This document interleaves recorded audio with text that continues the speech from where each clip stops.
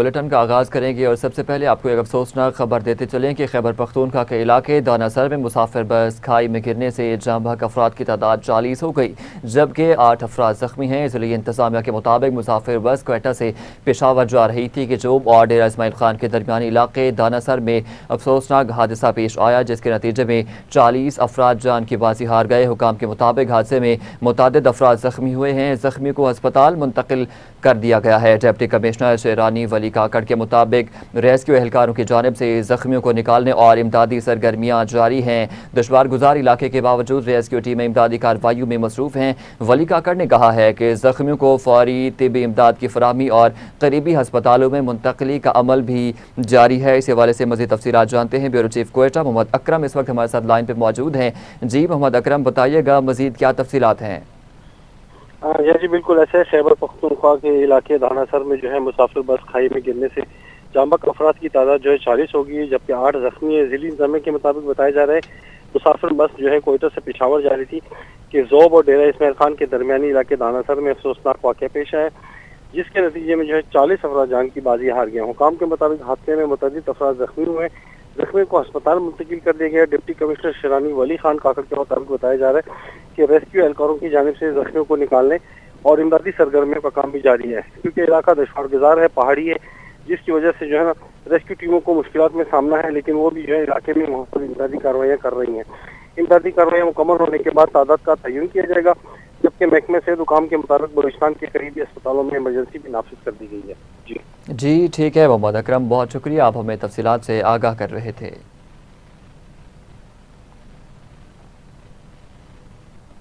امریکہ کے صدر Donald Trump نے پاک بھارت جنگ میں تجاروں کے گرائے جانے کا ذکر کر کے بھارتی وزیر اعظم نریندر مودی کے زخم پھر تازہ کر دیے۔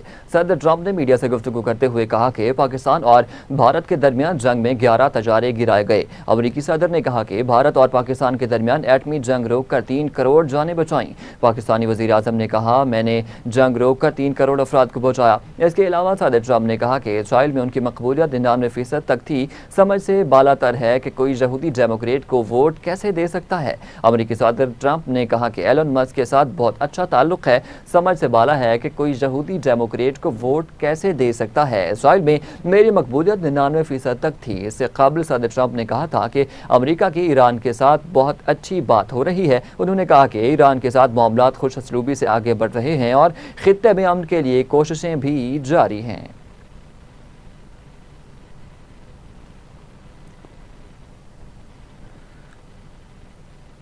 آگے بڑھتے ہوئے آپ کو بتائیں کہ وزیر اعظم شہباز شریف آج ایران اور ترکیہ کے 5 روزہ سرکاری دورے پر روانہ ہوں گے۔ دورے کے پہلے مرحلے میں وزیر اعظم ایران جائیں گے جہاں وہ آیت اللہ خامنہئی کی نماز جنازہ اور آخری رسومات میں شرکت کریں گے۔ وزیر اعظم کے ہمراہ نائب وزیر اعظم، وفاقی کابینہ کے دیگر ارکان اور اعلیٰ سطح کا وفد بھی ایران جائے گا۔ اس موقع پر وزیر اعظم ایران کے ساتھ پاکستان کی یکجہتی، ہمدردی اور 2 طرفہ تعاون کے عزم کا اعادہ کریں گے۔ دوسری جانب چیئرمین سینیٹ یوسف رضا گیلانی کی سربراہی میں پاکستانی وفد پہلے ہی تہران پہنچ چکا ہے۔ وفد میں گورنر خیبر پختونخوا فیصل کریم کنڈی، جماعت اسلامی کے رہنما لیاقت بلوچ اور مختلف مذہبی اور سیاسی جماعتوں کے نمائندے بھی شریک ہیں۔ آپ کو اپڈیٹ کر رہے ہیں کہ وزیر اعظم شہباز شریف آج ایران اور ترکیہ کے 5 روزہ سرکاری دورے پر روانہ ہوں گے۔ دورے کے پہلے مرحلے میں وزیر اعظم ایران جائیں گے جہاں وہ آیت اللہ خامنہئی کی نماز جنازہ اور آخری رسومات میں شرکت کریں گے۔ وزیر اعظم کے ہمراہ نائب وزیر اعظم، وفاقی کابینہ کے دیگر ارکان اور اعلیٰ سطح کا وفد بھی ایران جائے گا۔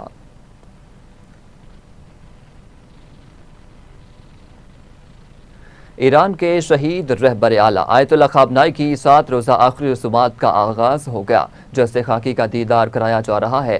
رقت آمیز مناظر بھی دیکھے جا رہے ہیں۔ ایران کے سابق شہید سپریم لیڈر آیت اللہ خامنہئی کی آخری رسومات کی تیاریاں اپنے عروج پر پہنچ گئی ہیں جہاں ان کا جسد خاکی تہران کے امام خمینی حسینیہ سینٹر میں رکھا گیا ہے تاکہ عوام، رہنما اور معزز شخصیات آخری رسومات کا دیدار کر سکیں۔ دارالحکومت تہران میں تعزیتی تقریبات کے سلسلے میں غیر معمولی انتظامات اقدامات کیے گئے۔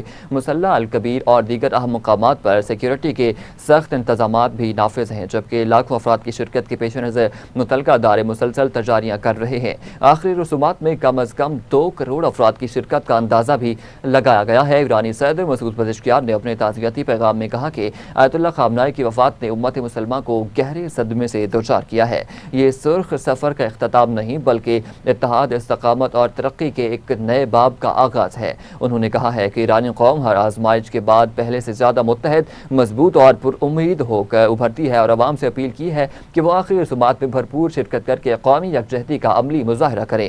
تہران کے انقلاب چوک میں آیت اللہ خامنہئی سے منسوب علامتی مٹھی بھی نصب کر دی گئی ہے، جو آخری رسومات کی تیاریوں کا حصہ ہے، جبکہ ملک بھر میں سوگ کی فضا نمایاں ہے۔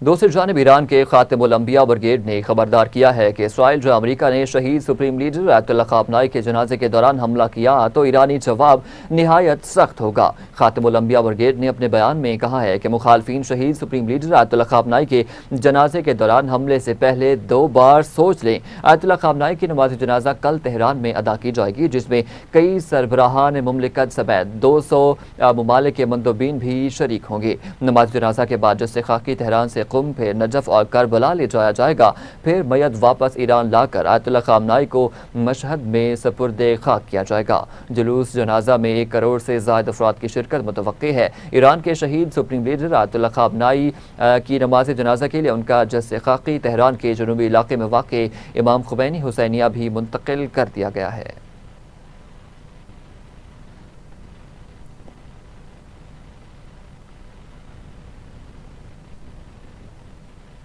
خبر ہے کہ ایرانی وزیر خارجہ عباس عراقچی نے کہا ہے کہ خطے میں پائیدار امن صرف بیرونی مداخلت کے بغیر ہی ممکن ہے۔ ایک بیان میں ایرانی وزیر خارجہ نے بحرین میں امریکی سینٹرل کمانڈ کے عسکری اجلاس پر کڑی تنقید کرتے ہوئے کہا کہ امریکی فوجی کمانڈ خطے میں سیکیورٹی نہیں بدامنی لائی ہے۔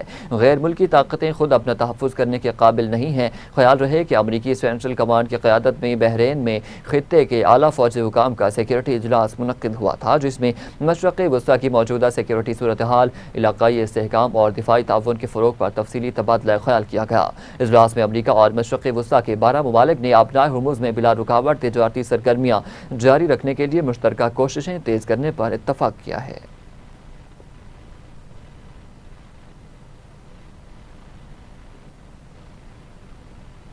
اقوام متحدہ کی سلامتی کونسل کے ہنگامی اجلاس میں امریکہ نے ایران کو خبردار کیا ہے کہ آبنائے ہرمز کو بند کرنے کی دھمکی ناقابل قبول ہے اور اسے دفاعی اقدار قرار نہیں دیا جا سکتا۔ امریکی مندوب برائے اقوام متحدہ مائک والٹرز نے اجلاس کے دوران کہا، ہم ایران سے کہتے ہیں کہ بین الاقوامی آبی راستوں کی بندش ناقابل قبول ہے اور اسے دفاع نفس نہیں سمجھا جا سکتا۔ ہنگامی اجلاس بحرین کی درخواست پر بلایا گیا، جس نے ایران پر بار بار جارحیت کے الزام عائد کیے تھے۔ آبنائے ہرمز عالمی تیل کی ترسیل کے لیے ایک انتہائی اہم سمندری گزرگاہ ہے اور اس کی بندش کے خدشات نے عالمی سطح پر تشویش پیدا کر دی ہے۔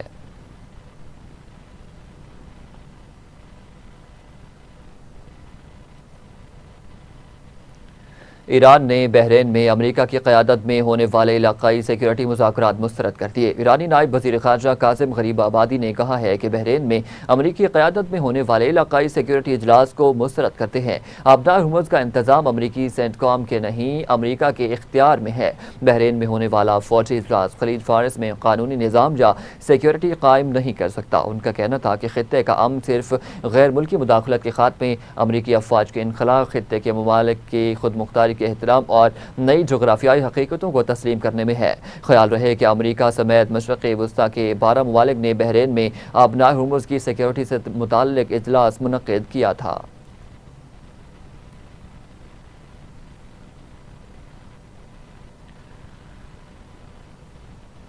ترجمان ایرانی وزارت خارجہ اسماعیل بقائی نے کہا ہے کہ امریکہ نے مغربی ایشیا میں امن و سلامتی کو مسلسل نظر انداز کیا ہے۔ ترجمان ایرانی وزارت خارجہ اسماعیل بقائی نے کہا کہ فوجی اجلاس محض نمائشی اقدام ہے۔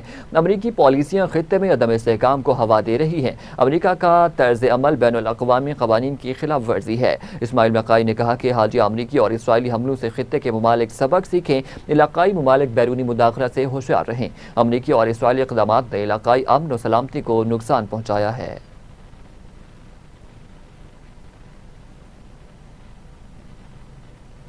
دوسری جانب امریکی کانگریس کی رکن راشدہ طلیب نے غزہ میں جاری جنگ کی شدید مذمت کرتے ہوئے اسرائیل پر فوری اسلحہ پابندی عائد کرنے کا مطالبہ کر دیا۔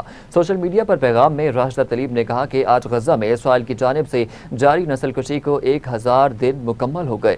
آج تک فلسطینی اس نسل پرست نظام کے ہاتھوں قتل عام کا شکار ہو رہے ہیں اور ہماری حکومت اس کی مکمل حمایت کر رہی ہے۔ انہوں نے کہا کہ ہمیں فوری طور پر مکمل اسلحہ پابندی لگانے اور ذمہ داران کو انصاف کے کٹہرے میں لانے کی ضرورت ہے۔ یہ بیان ایسے وقت میں سامنے آیا جب غزہ کی صورتحال پر امریکہ کے اندر اور بین الاقوامی سطح پر بحث اور سیاسی اختلافات میں اضافہ دیکھا جا رہا ہے۔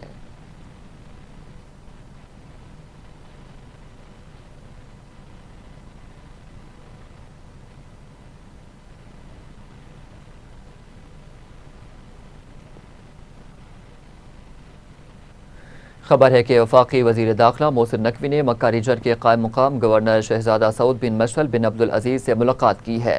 گورنر جدہ شہزادہ سعود بن عبداللہ بن جلوی، گورنر طائف شہزادہ سعود بن نہار بن سعود اور شاہی خاندان کی معزز شخصیات بھی اس موقع پر موجود تھیں۔ وفاقی وزیر داخلہ محسن نقوی نے پاک سعودیہ تاریخی اور برادرانہ تعلقات کو مزید مضبوط بنانے کے عزم کا اعادہ کیا اور عمرہ اور حج کے لیے بہترین انتظامات پر قائم مقام گورنر مکہ ریجن کا خصوصی طور پر شکریہ ادا کیا۔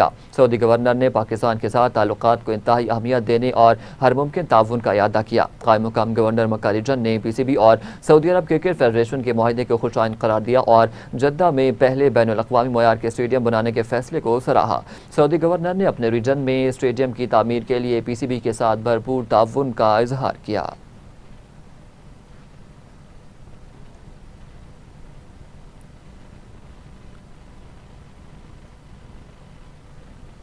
جہاں پر وقت و شارٹ بریک کا ہمارے ساتھ رہیے۔ ویلکم بیک ناظرین، آپ کو بتائیں کہ chairman Pakistan cricket board Mohsin Naqvi نے چیئرمین سعودی عرب کرکٹ فیڈریشن شہزادہ سعود بن مشعل آل سعود کے ہمراہ کنگ فہد عبداللہ عزیز یونیورسٹی قائم جدید کرکٹ اسٹیڈیم کا دورہ کیا۔ محسن نقوی نے اسٹیڈیم کے مختلف حصوں، انکلوئرز اور جاری ترقیاتی منصوبوں کا تفصیلی جائزہ لیا۔ دورے کے دوران محسن نقوی کو اسٹیڈیم کی تعمیر، دستیاب سہولیات اور مستقبل میں مجوزہ توسیع منصوبوں کے حوالے سے تفصیلی بریفنگ دی گئی، جبکہ دونوں رہنماؤں نے اسٹیڈیم میں مجوزہ تبدیلیوں اور کرکٹ انفراسٹرکچر کی بہتری پر بھی تبادلہ خیال کیا۔ اس موقع پر محسن نقوی نے کہا کہ یہ اسٹیڈیم سعودی عرب میں کرکٹ کے فروغ کے لیے ایک اہم کردار ادا کرے گا اور اس کی تکمیل کے بعد ملک میں جدید بین الاقوامی کرکٹ ایونٹس کے انعقاد کی راہ ہموار ہوگی۔ انہوں نے چیئرمین سعودی عرب کرکٹ فیڈریشن شہزادہ سعود بن مشعل آل سعود کے تعاون کو سراہتے ہوئے کہا کہ ان کے بھرپور تعاون پر وہ انتہائی مشکور ہیں۔ محسن نقوی کا کہنا تھا کہ پاکستان کرکٹ بورڈ کے لیے سعودی عرب میں کرکٹ کے شاندار سفر کا حصہ بننا ایک بڑا اعزاز ہے اور دونوں ممالک کے درمیان کرکٹ کے فروغ کے تعاون پر مستقبل میں بھی مضبوط تعلق رہے گا۔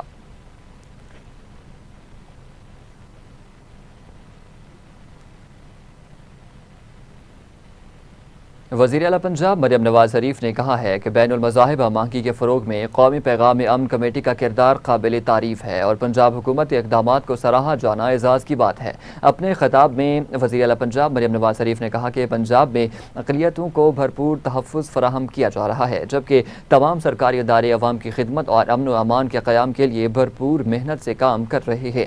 مریم نواز نے سرگودھا میں بچی کے ساتھ زیادتی اور قتل کے افسوسناک واقعے پر گہرے دکھ کا اظہار کرتے ہوئے کہا کہ ایسے جرائم کے خاتمے کے لیے معاشرے کے تمام طبقات کو اپنا کردار ادا کرنا ہوگا۔ انہوں نے کہا کہ مارکہ حق میں کامیابی نے پاکستان کو عالمی سطح پر منفرد مقام دلایا، تاہم ملک کو دہشت گردی اور معاشرتی تخریب جیسے دوہرے چیلنجز کا سامنا ہے۔ دہشت گرد عناصر معاشرے کو عدم استحکام سے دوچار کرنا چاہتے ہیں، اس لیے تخریب کاروں کے خاتمے کو اولین ترجیح بنانا ہوگا۔ وزیر اعلیٰ پنجاب نے علماء کرام پر زور دیا کہ وہ محراب اور ممبر سے اصلاح معاشرہ، اخلاقی تربیت اور جرائم کے خلاف شعور اجاگر کریں۔ ان کا کہنا تھا کہ معاشرے کی اصلاح کے لیے علماء کا کردار ناگزیر ہے اور آنے والی نسلوں کی بہتر تربیت کے لیے حکومت ہر ممکن اقدام کرنے کو تیار ہے۔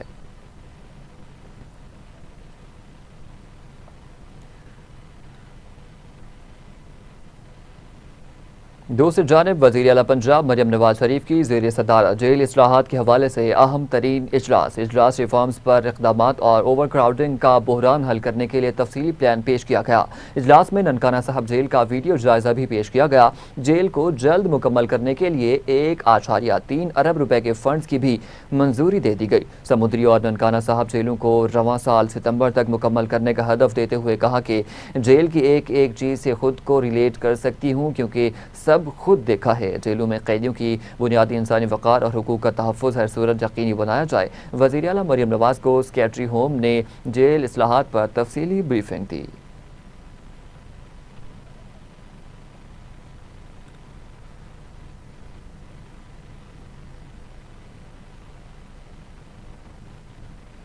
سینئر صوبائی وزیر شرجیل ادام ممن سے وفاقی وزیر رانا محمد قاسم نون کی ملاقات۔ آزاد جموں و کشمیر کی صورتحال، مسئلہ کشمیر اور قومی یکجہتی سے متعلق امور پر تبادلہ خیال کیا گیا۔ ملاقات میں مقبوضہ کشمیر میں انسانی حقوق کی مسلسل خلاف ورزیوں پر کشمیری عوام پر جاری بھارتی مظالم کی شدید مذمت کی گئی۔ ملاقات میں مسئلہ کشمیر پر مؤثر حکمت عملی کے لیے پارلیمانی کمیٹی برائے کشمیر اور سندھ حکومت کے درمیان باہمی تعاون کو مزید مضبوط بنانے پر اتفاق کیا گیا۔ رہنماؤں کی جانب سے کشمیری عوام کے حق خود ارادیت کی ہر سطح پر اخلاقی، سفارتی اور سیاسی حمایت جاری رکھنے کے عزم کا بھی اعادہ کیا گیا۔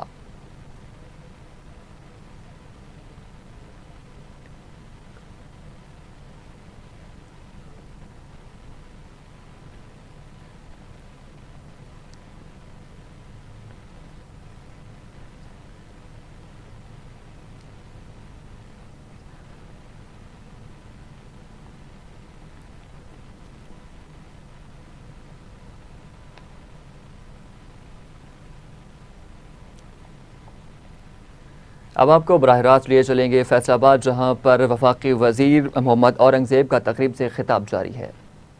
مل سکتا ہے and it's not only about the large corporate sector, it's about the SMEs, it's about agriculture and everything else which is associated with lending.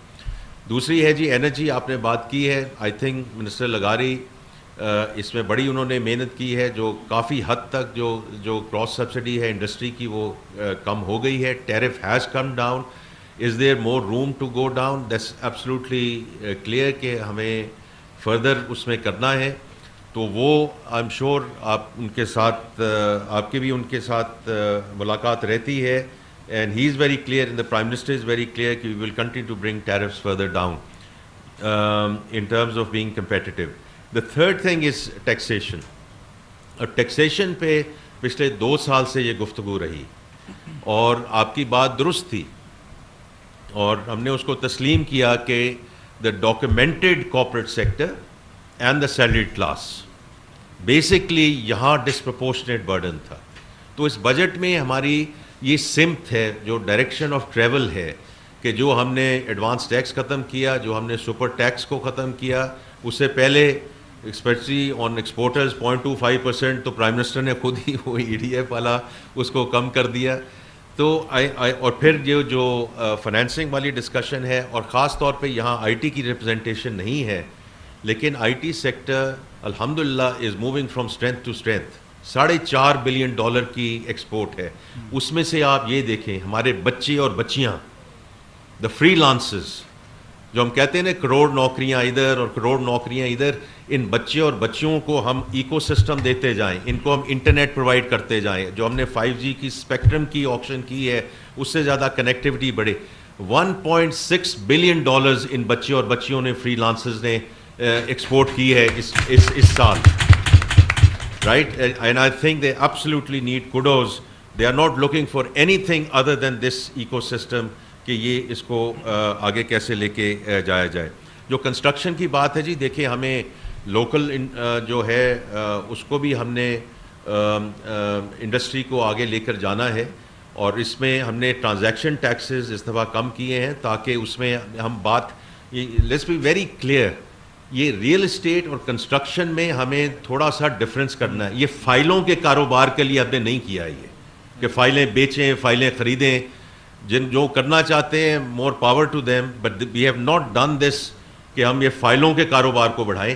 Construction کو ہم نے آگے لے کے جانا ہے، اور کنسٹرکشن انڈسٹری کے لیے ہم نے یہ جو ٹرانزیکشن ٹیکسز ہیں ان کو ریڈیوس کیا ہے.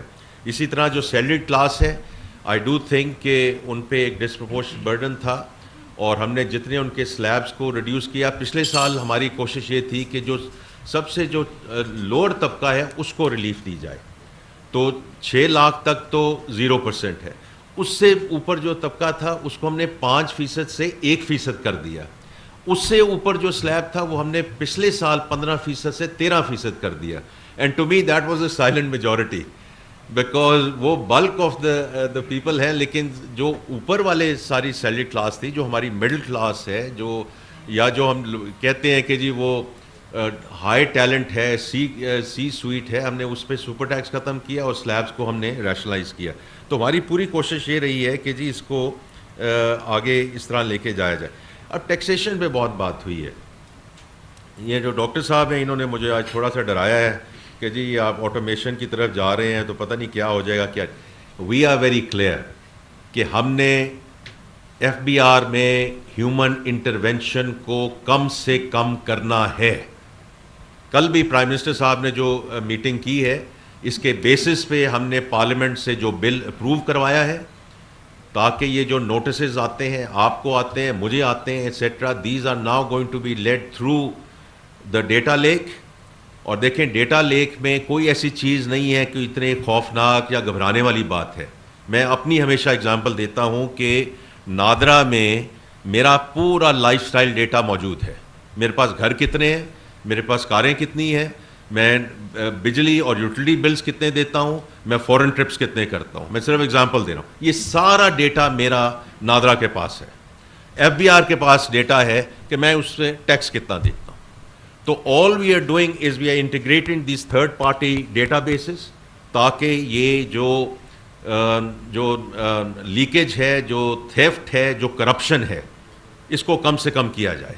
अगर मुझे नोटिस आता है, ये उस डेटाबेस से नोटिस आएगा कि जी हमने ये नोटिस किया है, आपने ये घर ख़रीदा या आपने ये कार ख़रीदी या आपने ये किया, उसके बेसिस पे हमें ये समझ आती है, वो डेटा ये उठाएगा कि जी ये हमें समझ आती है। और वो डेटा ऐसे नहीं है, उसमें पहले मुझे नोटिस आएगा, वो वहाँ से आएगा। ये जो इस वक्त वज़ीर ख़ज़ाना मोहम्मद औरंगज़ेब ने फैसलाबाद में ऐवान सनत और तिजारत की तकरीब से खिताब करते हुए कहा है कि हुकूमत ताजरों और सनतकारों के मसाइल के हल के लिए संजीदगी से काम कर रही है। उनका कहना था कि मुल्क भर के बड़े चैम्बर्स का दौरा करके ताजरों के मसाइल सुने गए और आइंदा बजट में उनकी तजावीज़ को भी मद्देनज़र रखा जाएगा।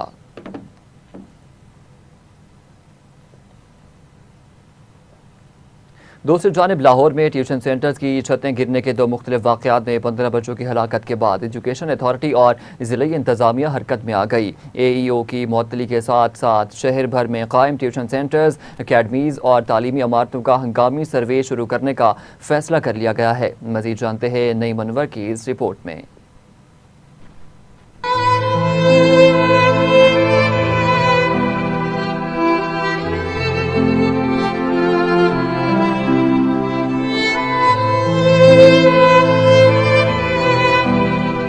सूबाई दरअल-हुकूमत लाहौर के इलाकों कहना और बागबानपुरा में मुबैना अकेडमीज के मुनहदम होने से 15 बच्चों के जाँ बहक होने पर जहां हर आंख अश्कबार है, वहीं पर महकमा तालीम ने एक सर्वे के जरिए रहायशी इमारतों में ट्यूशन सेंटर, तलबा की तादाद और हंगामी इनखला के इंतजाम और गैर महफूज इदारों के खिलाफ कार्रवाई का फैसला कर लिया। CEO एजुकेशन अथॉरिटी के मुताबिक 3 रोजा सर्वे में हिफाजती इंतजामात, इमारतों की मजबूती, तलबा की तादाद और हंगामी इनखला के इंतजामात का जायजा लिया जाएगा, जबकि गैर महफूज इदारों के खिलाफ कार्रवाई की जाएगी। बगैर इजाजत रिहायशी घरों में कायम ट्यूशन सेंटर्स और अकेडमीज के खिलाफ भी सख्त एक्शन और जुर्माने किए जाएंगे।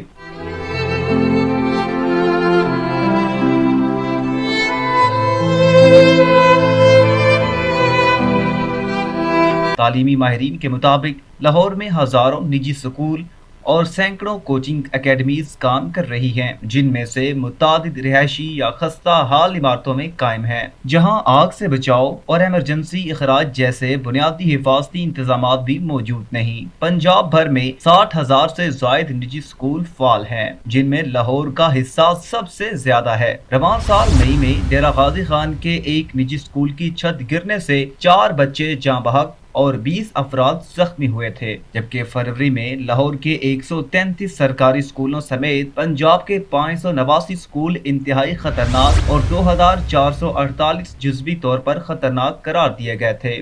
باغبان پورہ اسکول حادثے پر وزیر تعلیم رانا سکندر حیات نے رپورٹ طلب کرتے ہوئے سمر کیمپ کلاسز جاری رکھنے کی تحقیقات اور ذمہ داروں کے سخت احتساب کی ہدایت دی ہے، جبکہ اے ای او طاہرہ نذیر کو معطل کر دیا گیا۔ حکام نے کہا کہ طلبہ کی جان و مال کے تحفظ کے لیے غیر محفوظ اور غیر قانونی تعلیمی اداروں کے خلاف بلا امتیاز کارروائی جاری رہے گی۔ کیمرہ ٹیم کے ساتھ نئی Munawar, T V today, Lahore. News studio سے فی الوقت اتنا ہی۔ مزید خبروں کی تفصیلات کے لیے دیکھتے رہیے ٹی وی ٹوڈے نیوز۔